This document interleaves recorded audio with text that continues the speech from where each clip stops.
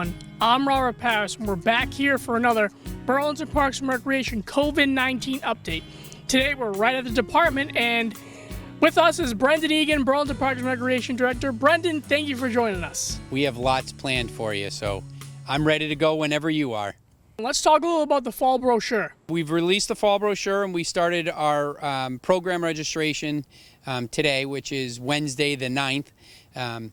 Everything is online. We did not release the brochure in printed form. We only did it online. So if you are looking for it in your mailbox, due to COVID-19 pandemic, we are not releasing a paper brochure at this time, but we are doing it online. So you can find that on burlingtonrecreation.org. It was also released through our social media, so you can find the links there as well. But we did start registration, I'm happy to say, and it's been going well today. So we're excited to be offering some in-person and virtual programming. Let's talk about the events that are in the brochure. We have both virtual and in-person programs, so we're excited about that. The program staff worked really hard within the guidelines set by the state, just like our summer programming. So there are minimum numbers of people that are allowed to be, maximum numbers of people that are allowed to be in certain spaces. We've followed the guidelines as closely as we did this summer. If those change during the fall season, we'll obviously adapt to those and increase or decrease as needed. But we really, looked at what people enjoy doing in person and what they can do virtually. The staff did a great job of finding virtual programs that would be of interest to people. We do have a bunch of opportunities outdoors, so those in-person opportunities are probably more popular because people can come in and participate in a program outdoors and with all the safety precautions in place still. But then we also have a lot of in-person stuff, our fitness programs where people can come and participate in the wide open gym or the wide open function room and spread out and participate in yoga, Zumba, Pilates, those type of things. So again, the program staff did a great job putting all of that together and really balancing virtual and in-person programs. So we have almost 100 programs this fall, which is down from what we usually do, but considering where we stand with COVID-19, that it's pretty good offering. Any special events this fall? We are working on some modified special events, and we're not ready to release those yet, but from what the program staff has filled me in on, there's some really good ones coming up. So, we'll just have to save that for a later edition of the COVID-19 review there. So how are you going to keep the community safe when you have in-person programs?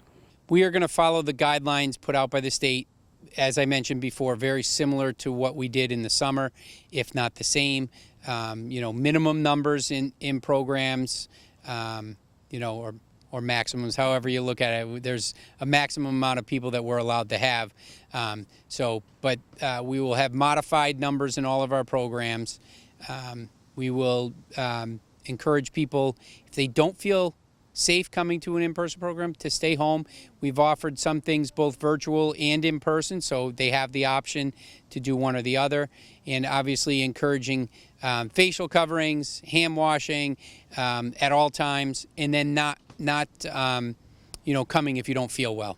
Taking that responsibility on yourself and saying, hey, I'm not feeling well today, I'm not going to go. It could just be, a single symptom from the symptoms that the state and CDC put out for not participating, but it's better to be safe than sorry. And lastly, to end our conversation, Brendan, what are you looking forward to this fall? I have to say, behind us is a beautiful new parking lot here at the Burlington Parks and Recreation Department, or Center for Human Services. It's been completely redone, new lighting, new improved drainage, new pavement, and we have an additional smaller parking lot out front to help with those busy days where we are just overflowing with cars. Obviously, we were able to get it done during COVID when the building was shut down to residents, but open for employees. But with that, we're not going to see those numbers come back right away because, you know, people are choosing to do things virtually still, and we're not out of the woods, so to speak, with the pandemic. But I'm excited for people to come and see the new parking lot, or see the renovated parking lot, I should say, new lighting. You know, there's one way in and one way out, one driveway. We closed down a driveway and added some trees and grass out front. So you'll come in and you'll circle around the building from the left side of the building, and go around to the right side of the building and exit out that way. So we're excited for that. We do ask people to use caution coming and going. We do have a mixture of, youth, adults, seniors, all using the building, or when we're back open again fully, all using the building.